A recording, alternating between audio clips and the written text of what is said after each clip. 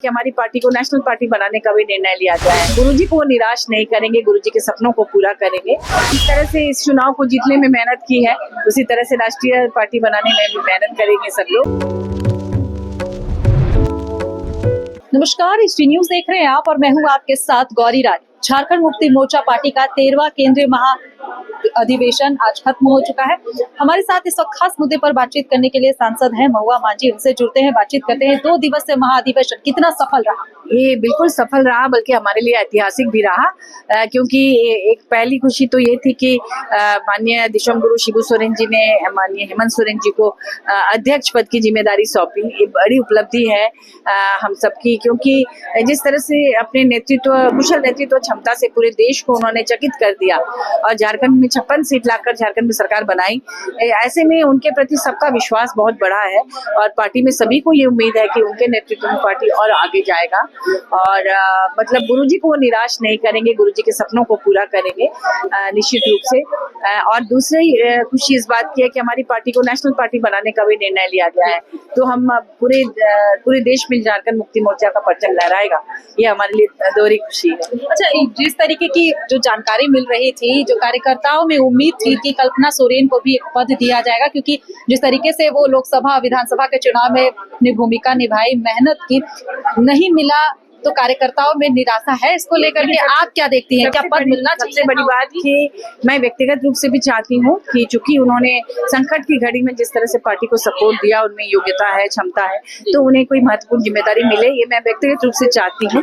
और अभी तो जस्ट अध्यक्ष पद की घोषणा हुई है और केंद्रीय समिति के मेंबर्स की घोषणा हुई है।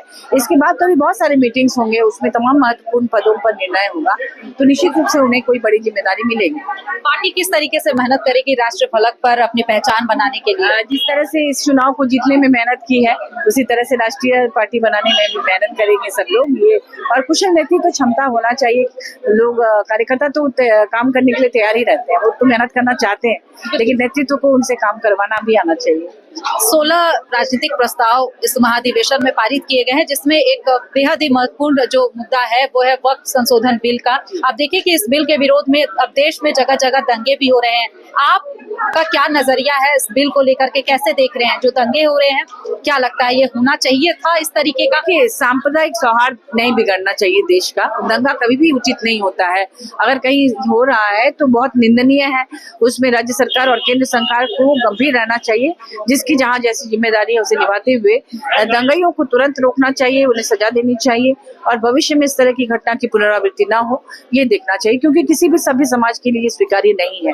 और जब हमारे संविधान ने सबको बराबरी का अधिकार दिया है, तो ऐसे में इस तरह से सांप्रदायिक माहौल बिगड़ना इस देश के हित में नहीं है। पार्टी किस तरीके से इस बिल का पार्टी इसलिए विरोध कर रही है कि ये अभी जो भाजपा सरकार है लगातार प्राइवेट के हाथों में सरकारी संपत्ति देती जा रही है। आपने देखा कि कितने पोर्ट, एयरपोर्ट, तमाम चीजें जो इंडस्ट्रीज लोगों को दे दिया जा रहा है, जो जनता की प्रॉपर्टी थी।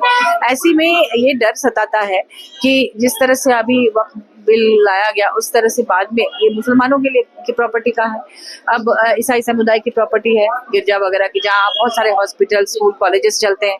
उसी तरह से गुरुद्वारा की अपनी संपत्ति है, जहाँ भी स्कूल, स्वास्थ्य केंद्र वगैरह चलते हैं। तो उसके बाद फिर हिंदू मठ है, बिहार है, बौद्ध मठ है, जैनियों की प्रॉपर्टी है और हिंदू मंदिर है। ऐसे लाखों एकड़ ऐसी जमीन है। आप उड़ीसा चले जाइए, आप साउथ चले जाइए, वहाँ भी बहुत जमीन ऐसी है जो उस बोर्ड के, जो धार्मिक न्यास बोर्ड के अधिकार क्षेत्र में है। तो सब पर धीरे धीरे हाथ डाला जाएगा, क्योंकि फिर सब लोग बोलेंगे कि उनके साथ है तो हमारे साथ क्यों नहीं, हमारे साथ हुआ तो उनके साथ क्यों नहीं। अगर ऐसा होगा तो फिर इस देश में जो लोकतंत्र है या पता नहीं किस तरह की अराजकता फैलेगी। इसीलिए हमारी पार्टी इसका विरोध कर रही है। शुक्रिया समय देने के लिए। हमारे साथ इस वक्त खास बातचीत कर रही थी सांसद और झारखंड मुक्ति मोर्चा की नेत्री महुआ मांझी। फिलहाल इस खबर में इतना ही। मुझे दीजिए इजाजत। नमस्कार।